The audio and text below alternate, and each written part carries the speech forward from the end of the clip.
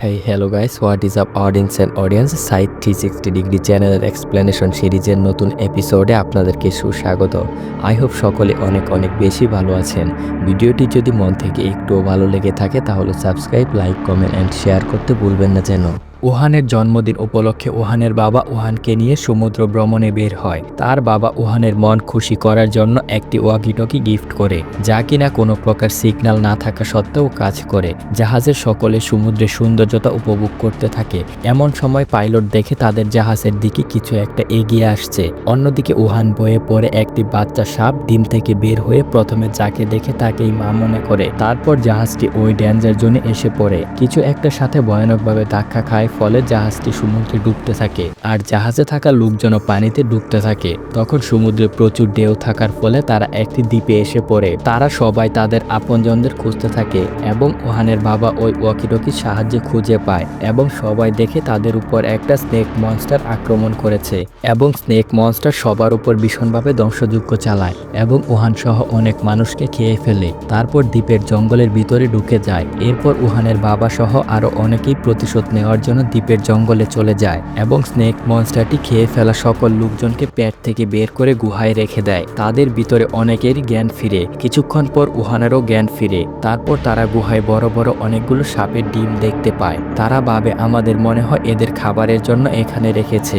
এই বলে ডিমগুলো নষ্ট করার চেষ্টা করে। তৎক্ষণাৎ ডিম ফেটে একটি সাপের বাচ্চা বের হয়। তারা ভয় পেয়ে যায় আর সবাই মিলে সাপটিকে মেরে ফেলে। এইদিকে তারা দ্বীপে সবাইকে খুঁজতে থাকে। খোঁজার সময় হঠাৎ করে স্নেক মনস্টার এসে একজনকে পেঁচিয়ে ধরে। অন্যদিকে গাছের শিকড় বাকড় তাদের উপর আক্রমণ চালায়। কোনোভাবে তারা সেখান থেকে পালিয়ে যায় এবং বসে প্ল্যান করে তাদের কিভাবে খুঁজে বের করা যায়। এবং হঠাৎ করে চারদিকে কুয়াশা হয়ে যায় আর হুট করে একটি উড়ন্ত সামুদ্রিক মাছ আসে।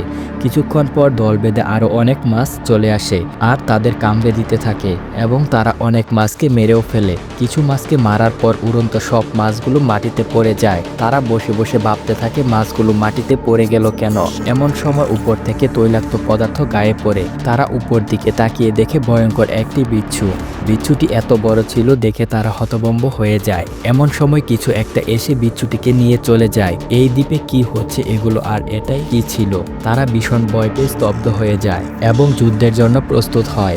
আবারও সেটি তাদের দিকে আসে। তারা মনে করে কিছু একটা জিহ্বা মনে হয়। তারা কুঠোর দিয়ে জিহ্বাটি কেটে ফেলতে চায়। তখনই সেটি তাদেরকে আঘাত করে চলে যায় এবং চারদিকে অনেক ঝড়ো বাতাস বইতে থাকে এবং উপর দিকে তাকিয়ে দেখে কিছু একটা আসছে।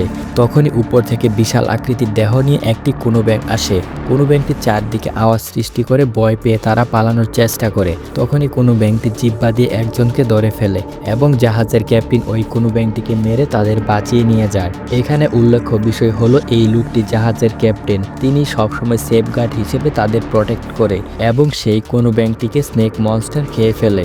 সত্যি বলতে এই জঙ্গলে রাক্ষসের কোনো অভাব নেই, যে যাকে মেরে টিকে থাকতে পারে। এখানে খাদ্য শৃঙ্খল মানা হয় না। উহানের বাবা সেই স্নেক মনস্টারকে দেখতে পায়। দেখা মাত্রই রেগে যায় আর ভাবে স্নেক মনস্টারকে মেরেই ফেলবো, কিন্তু জাহাজের ক্যাপ্টেন তাকে জোর করে নিয়ে যায়। স্নেক মনস্টার তাদের পিছনে লেগেই থাকে। তারা ভয় পেয়ে লুকিয়ে পড়ে আর এই হুন্ডিকে স্নেক মনস্টার খেয়ে ফেলে। এটা দেখে তারা দ্রুত পালিয়ে যায় আর মনস্টারটি তাদের খুঁজতে থাকে। এইদিকে গুহায় আটকে থাকা লোকজন দেখে স্নেক মনস্টার আরো মানুষকে এনে জমা করে রাখছে, যেন সাপের বাচ্চাদের খাবারের কষ্ট না হয়। ডিম ফুটে আরেকটি সাপের বাচ্চা বের হয় এবং উহানকে প্রথম দেখে তার কাছে আসে। উহান বয়ে পড়েছিল ডিম ফুটে সাপটি যদি তার মাকে দেখতে না পায় তখন প্রথম যাকে দেখে তাকেই মা মনে করে এবং সাপটি উহানের কোনো ক্ষতি করে না, বরং উহানকে মা মনে করে। আর এইদিকে জাহাজের ক্যাপ্টেনরা একটি পুরনো ঘর দেখতে পায়। সেখানে গিয়ে তারা সায়েন্টিফিক্যালি কেমিক্যাল ইনফরমেশন এবং অনেক পুরনো বই পেয়ে যায়। সেখান থেকে জানতে পারে অনেক আগের একটি বিজ্ঞানী এই দ্বীপের সকল প্রজাতিকে দৈত্যতে রূপান্তর করেছে এবং এই দৈত্যরাই ওই বিজ্ঞানীকে মেরে ফেলেছে। সেই সময় উহানের ওয়াকিটকি থেকে তার বাবার ওয়াকিটকিতে সিগন্যাল আসে।